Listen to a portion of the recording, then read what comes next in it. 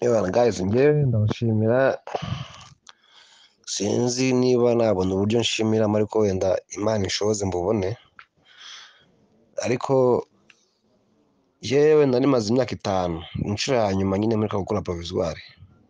ni muri 2018, nasaga n'umuntu wacitse intege. So ndibuka nafashe icyemezo mu kwezi kwa munani k'uyu mwaka, ariko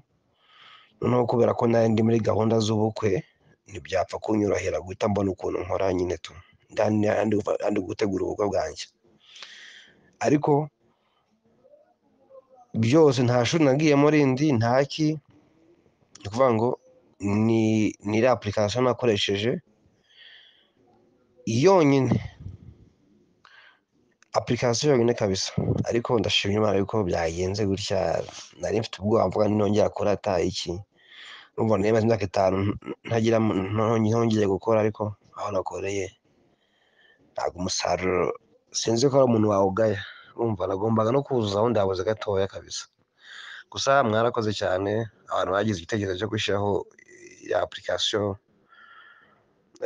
by'umwihariko hariya imyitozo mishyashya. Iriya myitozo mishyashya irimo ibibazo 560. Ni ukuvuga ngo ubikora umeze nk'uko ukina game muri telefone yawe, nabyo ndi kuba bimeze. Ekonse uko ubikina kenshi biba biguma mu mutwe wawe, ugera mu kizamini ukabona nta kintu gishya baguhaye na kimwe, ukabona ikizamini ahubwo wagira ngo ni ya myitozo